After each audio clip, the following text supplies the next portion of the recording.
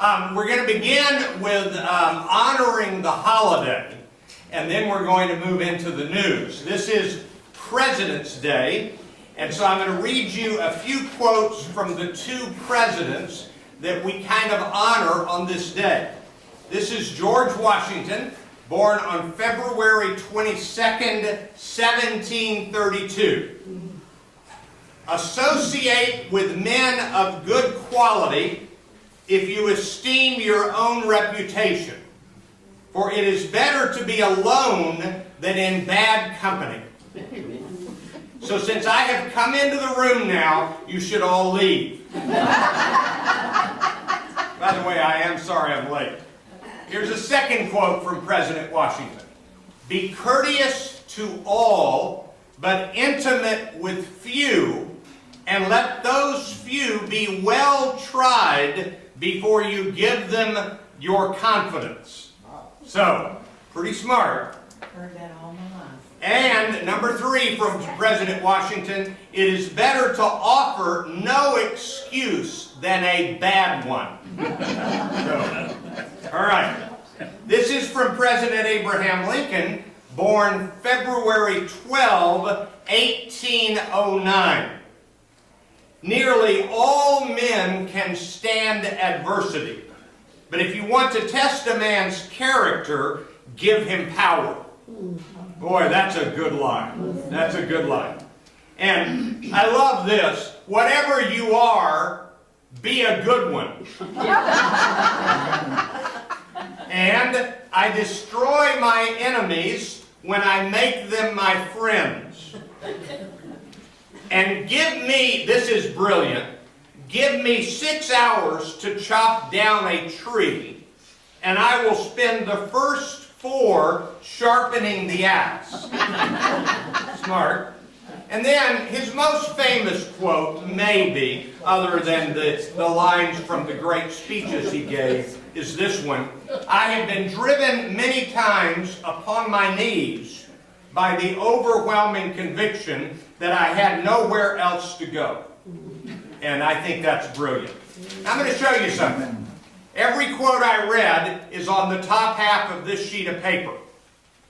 On the bottom half is the entirety of the Gettysburg Address. 272 words. The greatest speech ever given in the United States, 272 words. Just to put that in a little comparison for you, the greatest speech given in the 20th century in the United States, according to experts on speeches, is I Have a Dream. 1,667 words. So it's 16 minutes and 14 seconds of speaking with 1,600 words. If Abraham Lincoln delivered the Gettysburg Address at the same number of words per minute spoken, it's 105 on I Have a Dream. If he delivered it at the same pace, it would be under 3 minutes. That's how long the Gettysburg Address was. And by the way, 105 words is quite slow, but it's misleading because there were interruptions for applause. Walter Cronkite, on purpose, taught himself to speak at 110 words a minute, slower than the usual pace, because he wanted people to take the news seriously. So there's a little reading for President's Day from Presidents Washington and Lincoln. Now, for those of you who are new, my name is Randy Mayeau. We talk about whatever is in the news, and nothing is happening in the news, as you well know. It's been a no-news week, other than a little bit of presidential politics, a little bit of Zika virus, and a little bit of Supreme Court drama. Now, I think we ought to be aware of the kind of era we live in, and so I'm going to tell you the headline right now on a website called the Drudge Report. The Drudge Report is a very conservative website. A man named Matt Drudge runs it. And here is the headline in big print right there at the top of the Drudge Report, quote, Scalia found dead with pillow over head. And Matt Drudge has links to, quote, it may have already rolled off, but there were, here it is, death threats. Justice Ginsburg details death threat, and earlier Justice Scalia received a death threat. Now, the reason I bring that up is that's the way Matt Drudge functions. He just uses scandalous headlines, and it will roll off because there is no inclination or implication at all that there was anything out of the ordinary other than dying of natural causes for Justice Scalia. So why even raise the specter that somebody killed him in his bed? And yet that's the way Matt Drudge works. I always check the Drudge Report knowing that it will be the scandalous and or at least the most conservative headline. So, there we go. Now, we do have things to talk about. The Zika virus, the ongoing crisis with lead in the water in Flint, Michigan, and of course, I'm hesitant to tell you about this.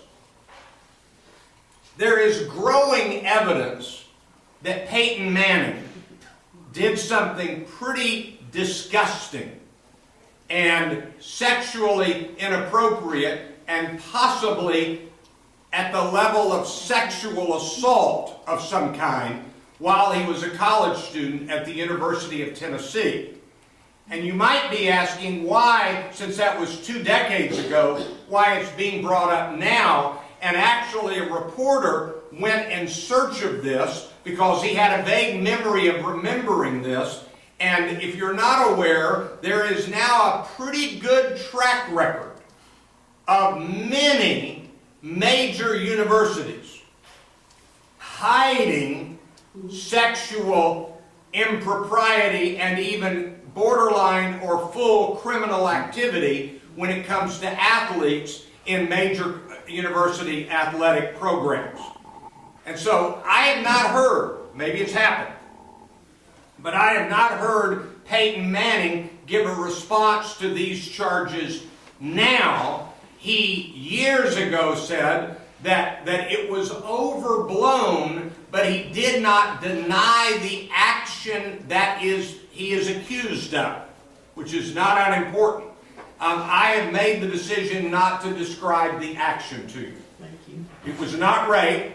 It was not beating. It was something very inappropriate sexually. So I'll just leave it at that. So that's a pretty big story in the news right now. And I will tell you that as just a fan of Peyton Manning, I am greatly saddened by this story. I don't want to believe it, but I've read enough about it to believe that there may be some truth in it. So, that's my football story. Who's got a question about, because I'm not going to spend much time on it, the Zika virus, or Flint water, or Peyton Manning? No questions. All right. I do want to, yes, Steve. The Peyton Manning thing, I mean, I've read details of what happened, which was really kind of described as a hazing incident in college, in the locker room, with a female trainer. With an unwilling female trainer. Well, I mean, the report I read said it was kind of a joke thing, but it went way over the limit. Yeah. This is something the guy did when he was, a 20-year-old in college. That's right. And Peyton Manning has had a irrefutable great reputation his whole career with his family. I mean, that somebody, and the guy that wrote the report is a hardcore, he loves Cam Newton, and he thinks Cam Newton was not treated fairly. And it's really said that that's why he came out with this report, and it's all been drudged over many, many times. So I hate to see his name being drugged through the mud of something he did in college 40 years ago. just And, crazy. and let me see if I can respond to your observation. First of all, I did state how big a fan I am of Peyton Manning and how sad I am about this. Yeah, it's probably accurate. In fact, are you ready? Get ready for this revelation that will shock you all. When somebody writes a negative story, there's a chance they have a reason to write it. No matter what the subject, no matter what the arena. But what I do think, from what I've read about it, is that you're right that it was kind of a joke, but it was not a joke to the woman. Yeah. And the joke was incredibly inappropriate to any woman, and certainly to a woman who was not a willing participant. And I can't imagine a woman being a willing participant if what was done was done. So you're right that the men treated it as a joke, which is part of the problem. That's part of the problem. So we'll know more about that in coming weeks, but I'm in agreement. Peyton Manning's been an upstanding citizen, and by the way, who can dislike him? He likes pizza and beer, so who can dislike Peyton Manning? All right. It's really hard to know how to even begin this. Here are the Republicans, here are the Democrats. 1 hour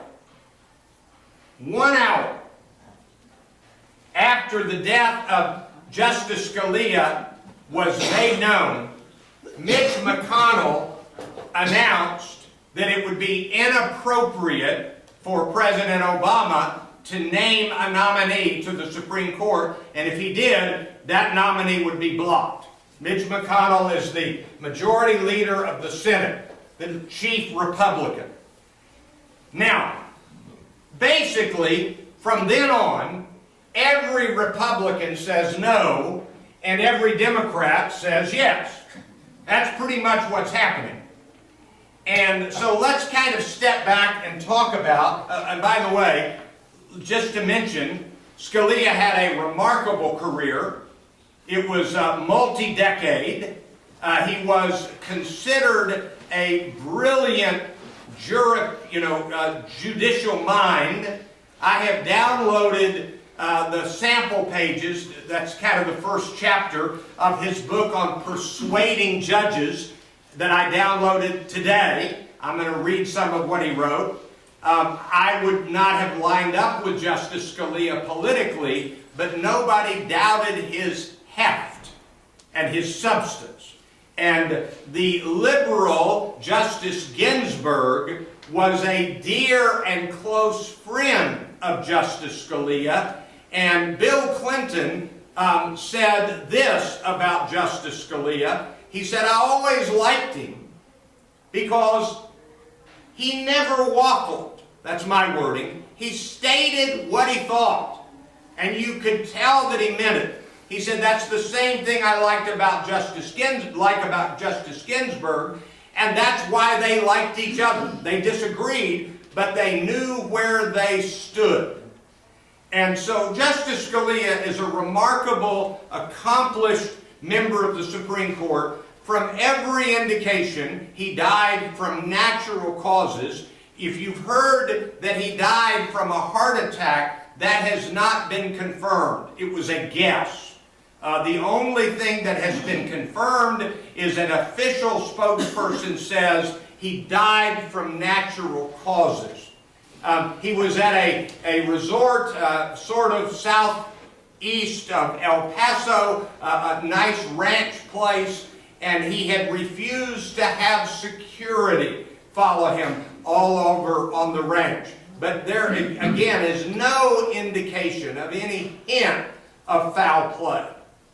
Now, if you want to play this game, I will tell you that back when Reagan was president, there were Democrats who called upon the Thurman rule, which was you don't confirm a justice in the last year of a president's term.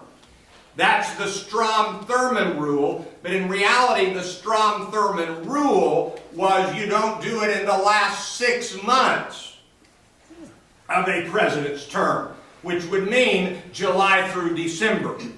So the Democrats beckoned forth the Thurman Rule against the Republicans. The Thurman Rule is not a rule, you understand. It's an idea. And the Republicans, during that time, said, no, there is no Thurman Rule. If there is to be a Supreme Court nomination, there should be a confirmation. The president is president until the day a new president is inaugurated. So in the 80s, you had the Democrats saying that Reagan shouldn't do it, and now in 2016, you have the Republicans saying that Obama shouldn't do it. And here's a real big piece of irony about this. Who can tell me what Justice Scalia was most known for? Constitution. What? Constitution. The Constitution. What was he as he viewed the Constitution? He tried to see it as it was meant by the writers. Actually, he didn't even that. It was more conservative than that. He was what they call an originalist. An originalist says that you follow the Constitution the way it was written in the Constitution, even if you could find a quote about the writers of it that slightly disagreed with how you think it should be. That the words themselves stand pat. That's the words of the Constitution. He was an originalist. He said, you take the words of the Constitution and you follow them. So let me read you the quote, or quote you the quote from the Constitution. Are you ready? The President shall nominate someone for the Supreme Court except in his last year of office. It doesn't say that. It says, when there is an opening on the Supreme Court, when there needs to be a justice on the Supreme Court, here's what it says. This is verbatim. The President shall nominate. That's it. Now, I don't know if any of you know this, but Barack Obama is the President. And so, I think that it was wrong for Democrats to object to it when Reagan wanted to nominate somebody and other Republicans wanted him to.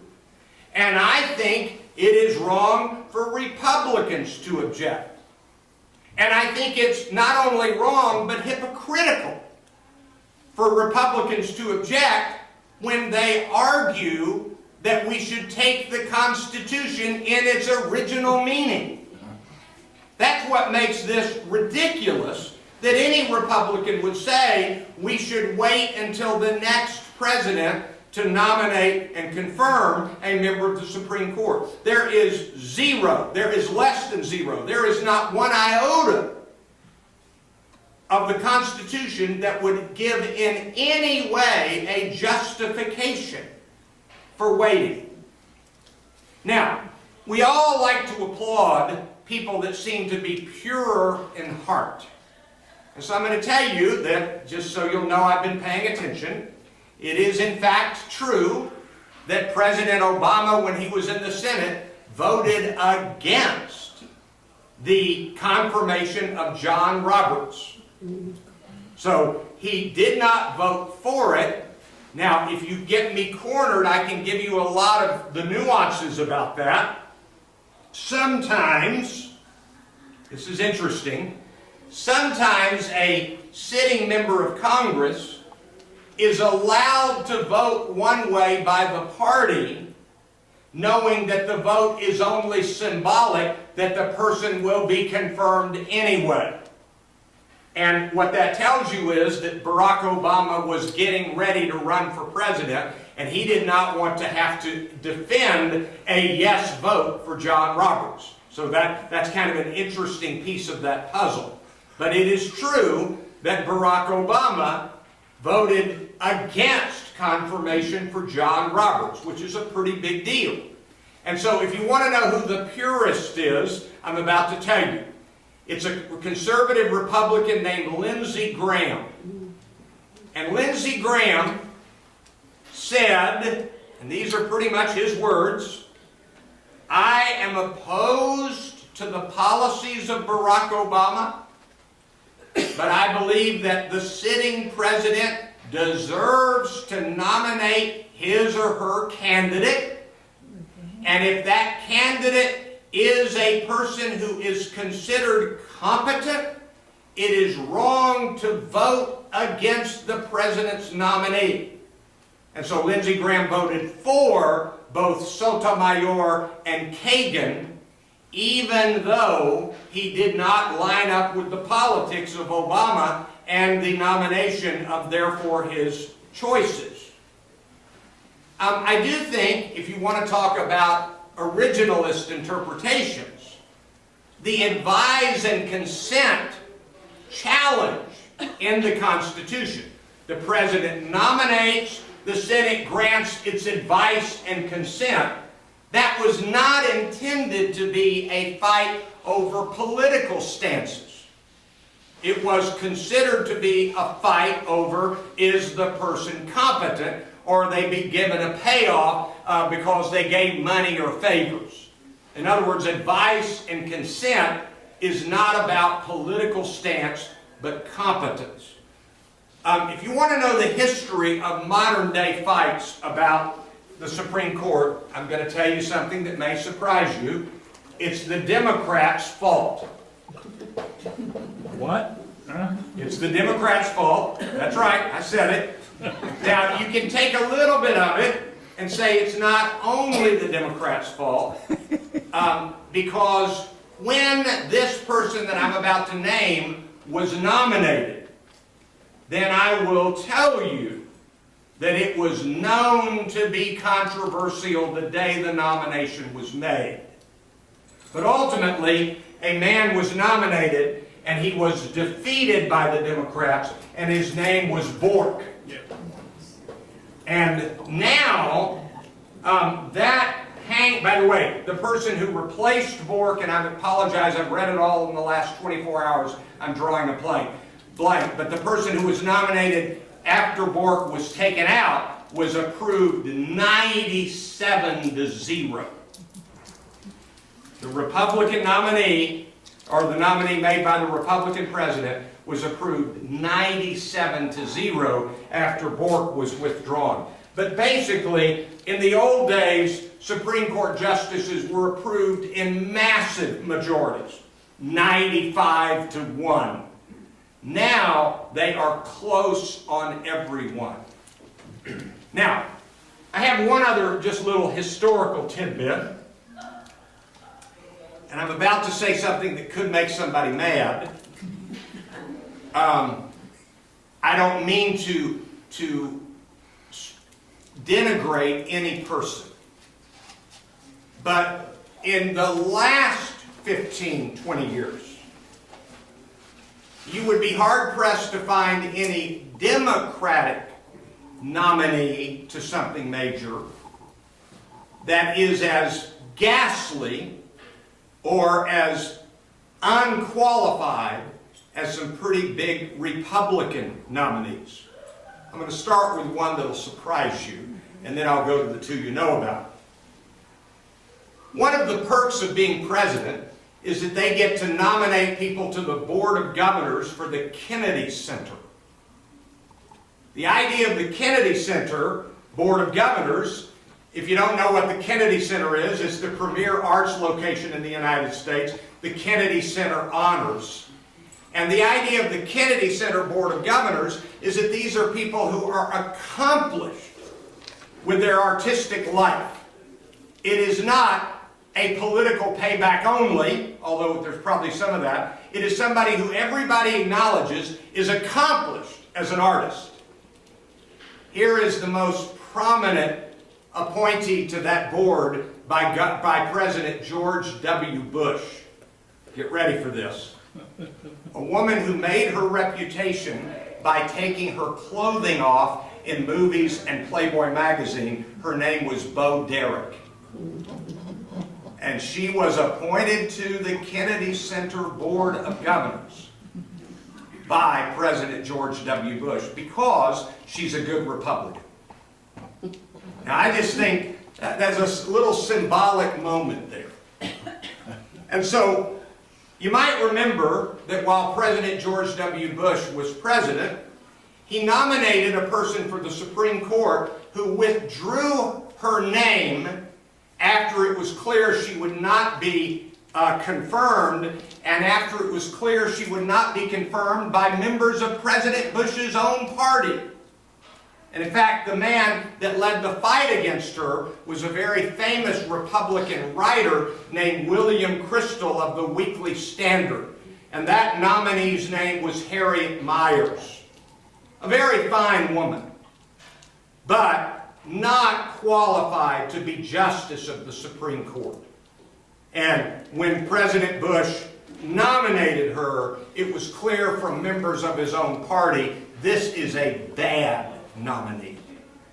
So she was withdrawn and somebody else was appointed. And I forget the chronology and all of that. And then, of course, the third one, which I mention frequently because it's worth mentioning. Let's remember that if the election had turned out differently, we would be in our 8th year of Vice President Sarah Palin. Now, I don't know anybody who actually wishes we were in our 8th year of Vice President Sarah Palin. She was not qualified to be put up as a person who would be one breath away from the presidency. But now we've got this issue in front of us. There is not an ounce of constitutional reason to keep President Obama from nominating someone for the Supreme Court. And so now everybody's watching to see what will happen. But it's pretty clear that this is a decisive member of the court. If you're not remembering this, 95% of the cases to the Supreme Court are basically unanimous. They agree. Nearly all of the justices agree 95 times out of 100. That's why you can't name those cases. They're not in the news. They're not getting a lot of attention. They are relatively innocuous. I mean, we need a judge, a set of judges to say this is the way the law is. Let me remind you that to get to the Supreme Court, you've got to have some piece of unsettled business by lower courts, and the justices on the next highest court are not dummies. And so you've got plenty of good justices getting up to the Supreme Court, the top court, the head court. And isn't it interesting, and I plead guilty to this, I think the Supreme Court was wrong about Citizens United. I do.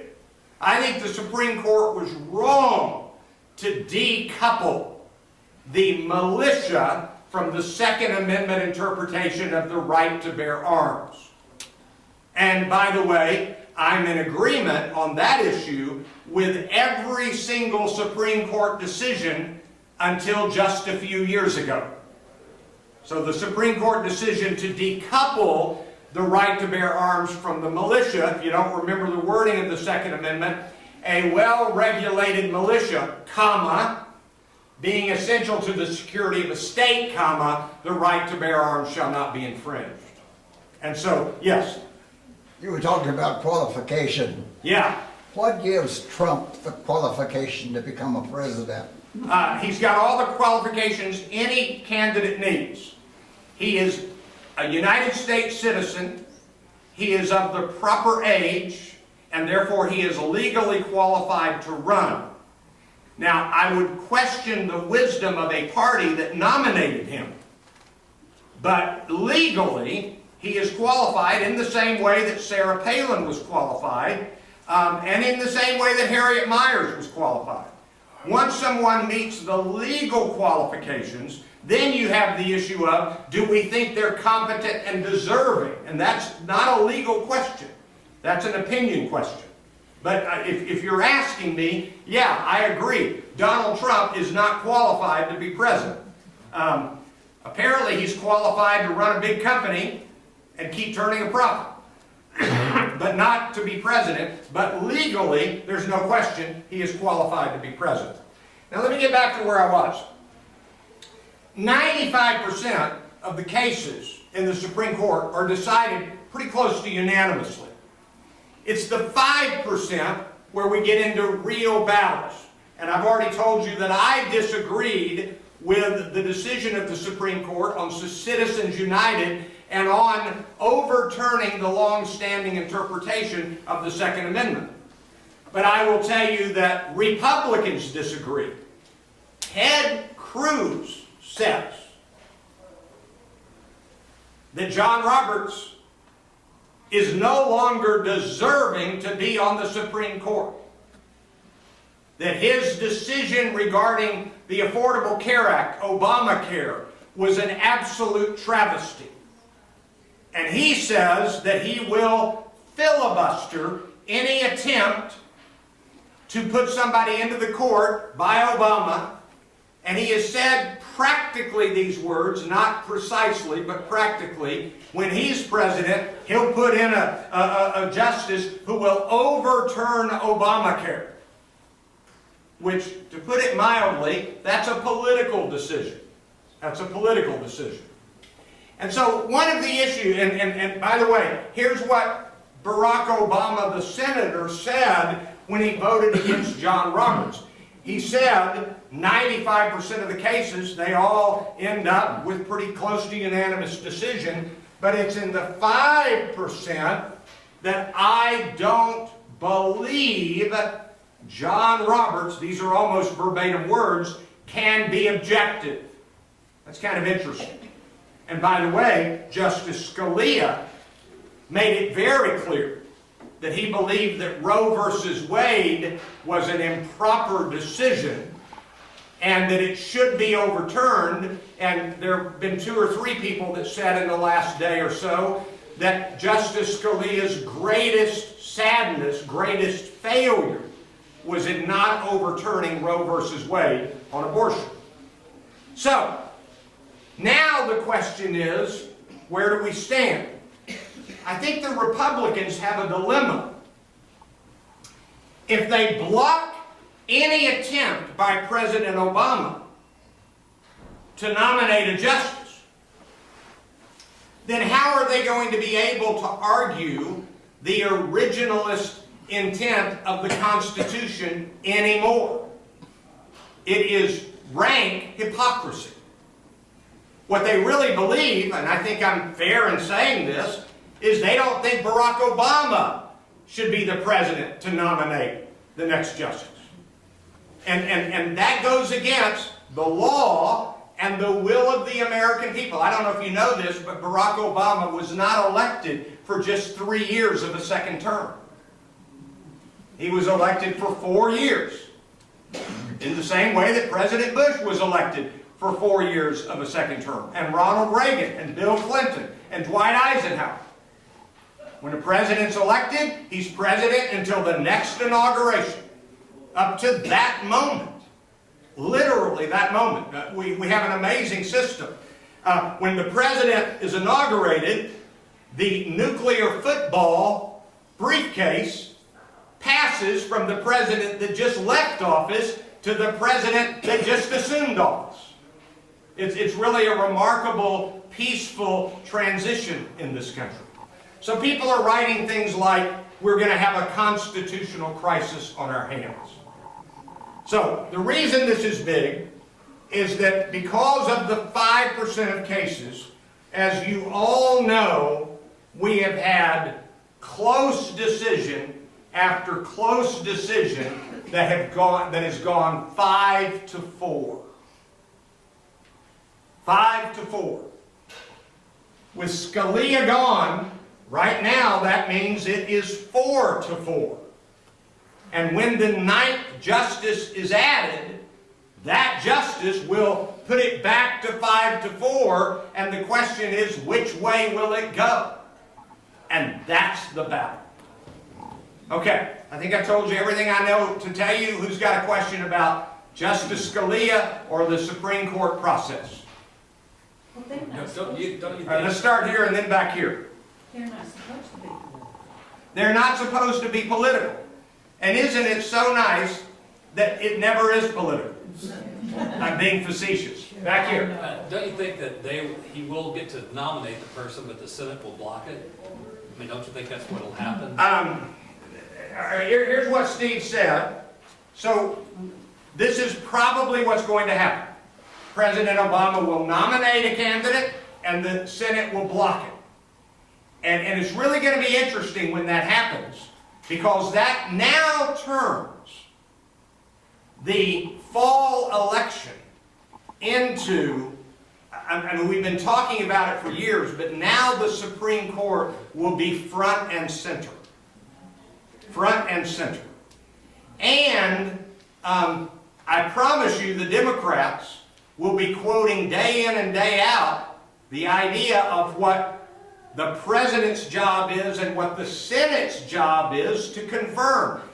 In the Constitution, the clear implication is that the nominee of the president will be confirmed.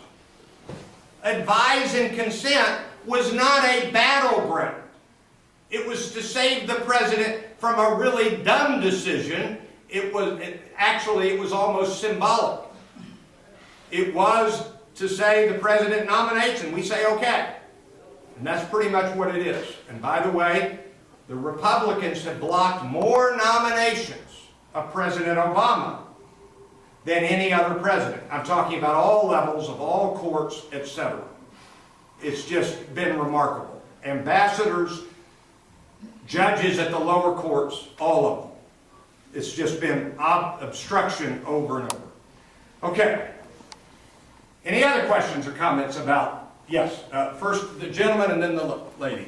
I would like to say to everybody that's here, and I've always done this regardless of who the president is, that when we read in the newspaper or see on TV that he's about to make a decision, pray for him. Yeah, we need to pray for the president. That's exactly right.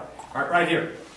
I think it's a very sad situation that within a couple of hours after Scalia's death, that they were saying, somebody put a pillow over his face.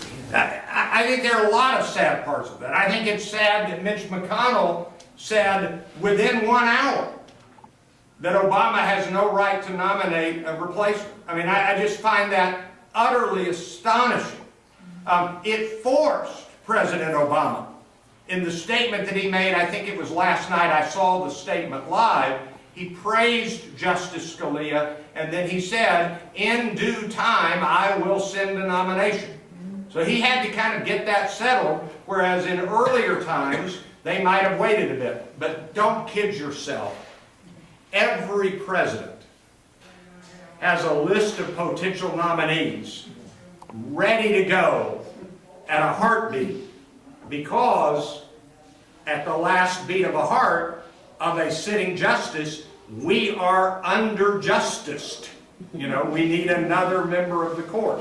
So every president has a list. And so you're already hearing potential nominees. So, all right, that is that. Now let's go to the next question. And they're appointed for life, correct? They are appointed for life, and so either until they die or until they resign. I should have brought this with me. The average Supreme Court justice a few decades ago served for 19 years.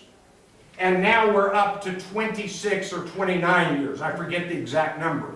We're living longer, part of it. Yes? Another observation is that if Obama does succeed in getting his choice onto the Supreme Court, he will have appointed 1/3 of the standing Supreme Court. Yeah, and part what she said, and she's right about that, is if he does appoint a third one, he will have appointed 3 justices, which is 1/3 of the count. By the way, the last time You see, there's nothing wrong about that. It's the president's job to appoint a Supreme Court justice. The last time somebody tried to out and out stack the court by literally adding justices was a man named Franklin Delano Roosevelt. And in spite of his enormous influence and power, he couldn't pull that off. So that's kind of amazing to me. But you're right, that will be 1/3. And is there anybody who doubts there'll be a couple of more pretty quickly? Ruth Bader Ginsburg is not a young woman. So, there you go. All right. Now, on the presidential race side, on the Democratic side, Bernie Sanders just basically, let me think how to word this. Do any of you remember any of those Super Bowls where somebody wins by about 30 points? Sanders beat Hillary Clinton by that big a margin in New Hampshire. It was a blowout. He got, I think it was 60% to 39%. I think that's right. By the way, in the New Hampshire primaries, here are the Republican finals.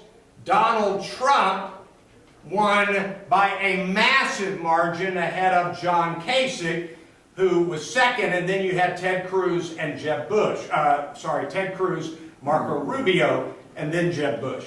So you remember I think I told you that the polls in Iowa were all wrong. The polls in New Hampshire were almost exactly right. Sanders beat Clinton at a slightly higher margin than the polls said they would, but Clinton got 39%, and the polls said she would get 41%. That's within the margin of error. So the polls got Hillary's number right and undercounted Sanders. The polls got Kasich, Cruz, Rubio, and Bush all pretty close to exact, within the margin of error. But Trump outperformed. Now, a key factor in New Hampshire, and this is why we don't know anything yet. A key factor in New Hampshire is that independents could vote in either the Republican or Democratic primary. Hillary came close to tying Bernie Sanders in the votes of Democrats voting in the Democratic primary. But Sanders got all of the independents, over 80%, which is massive. On the Republican side, Trump got nearly all of the independents that voted on the Republican side. And so Republicans were split, but independents went for Trump. Democrats were split, but independents went to Sanders. Now we come to South Carolina and Nevada, and then ultimately Super Tuesday when Texas is included. So let's start with this. How many of you saw the debate Saturday night? All right. I follow conservative Republicans on Twitter during the debates. And when I say that I follow them on Twitter, if you don't know how Twitter works, anybody can send a message anytime. It goes out to anybody who is looking at that feed. That means they're kind of looking in on the mail. And you only get 140 characters, so you have a lot of short messages. Basically, every Republican I read said, I hope nobody's watching this debate. They were embarrassed by it. It was a knockdown, drag-out.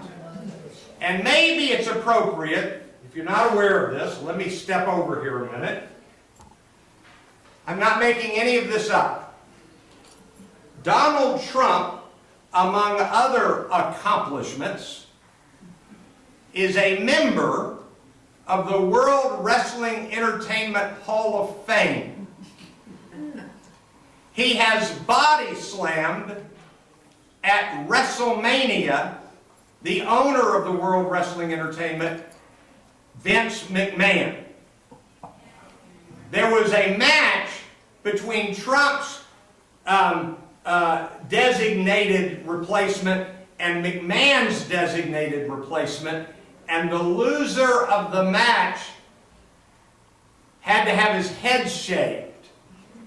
And you can go to Google and go to YouTube and you can see Donald Trump taking electric cutters and shaving Vince McMahon, his head. So when people say that Donald Trump turned the debate into a World Wrestling Entertainment, knockdown, dragout, that phrase doesn't come from nowhere.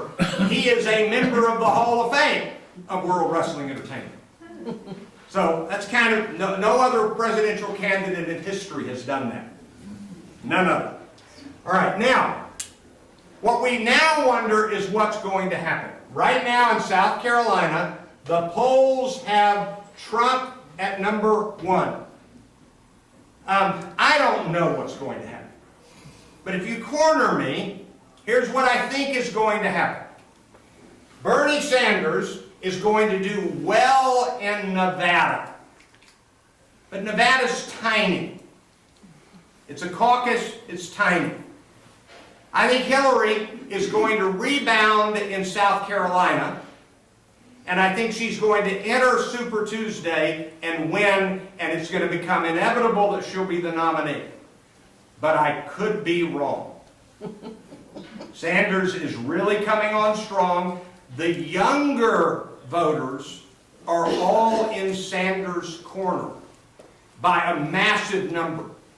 So much so that Madeleine Albright, former Secretary of State, gave a little speech in which she said to the younger women, a special place in hell is reserved for those of you who don't back up another woman.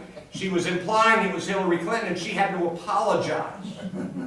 She did. But I still think, I could be wrong, that the Democrats will end up choosing Hillary. If they choose Bernie Sanders, if you're a Republican, you should hope they choose Bernie Sanders. Sanders will lose 49 states as a socialist. Yes? How old is Sanders, do you know? He is 74, I think. It's almost inconceivable. Hillary Clinton is a year and a half younger than Donald Trump, and they are both at the top edge of ages that might be legitimately healthy and confidently healthy for all of us who care through 2 terms. I don't see any way Bernie Sanders can make it through 2 terms. On the other hand, Ruth Bader Ginsburg is older than Sanders would be at the end of the 2nd term. So, there was a hand here. I've got a question on debates.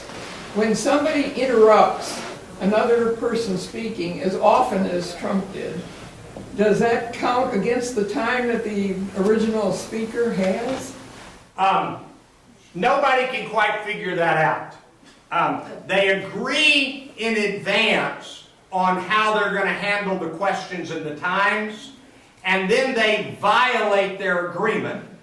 And this happened with Trump substantially, but also some others. And as a result, they pay no price for it unless the voters decide to vote against them. But there is no penalty. You know, I tell people this. I'm a professional speaker. I tell people when I teach them about speaking, you ask somebody, how long do you want me to speak? And if they say 45 minutes, you speak 44 and a half minutes. That's what you do. But I said, if your name is Bill Clinton or George W. Bush, and you're given 45 minutes, you speak as long as you want to. And all of those people on the stage the other night all feel like they can take whatever time they can get. But Trump is good at that. Trump is good at that. So anyway, back to my comment.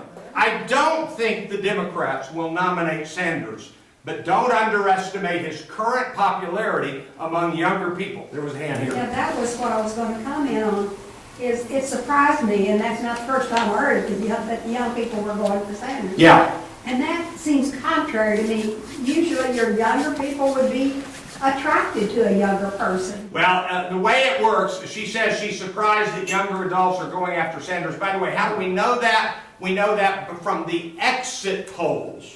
When people have voted and they walk out and somebody says, who did you vote for? Now let me ask you some questions and how much money you make and how much education you have and what's your age. So that's how we know that.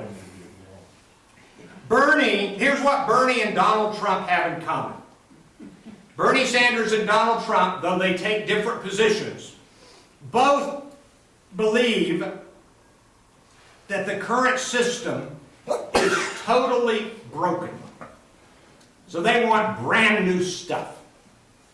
Hillary is a follower of the old principle, politics is the art of the possible.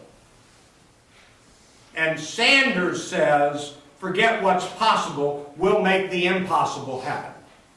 And that's kind of what Trump is. Now, on the Republican side, we are out of time. I got here late, but I'm now well into when I should quit. On the Republican side, here's what I think people hope will happen, and here's what I think will happen. What they hope will happen is that Rubio, may be too late for Rubio, maybe Bush, it may be too late for Bush, will rise up and be the moderate hope that dethrones either Trump or Cruz. That's what they're hoping. I don't think that's going to happen. So I think what might happen is that Michael Bloomberg runs as an independent. Or, and this is kind of true on both the Democratic and the Republican side, there are some who are still saying it's going to be such a mess that the Republicans will bring in Mitt Romney and the Democrats will bring in Joe Biden. But if you corner me and say what's the most likely scenario right now, here's who's running in November. Hillary Clinton against Donald Trump. That's what I think might happen.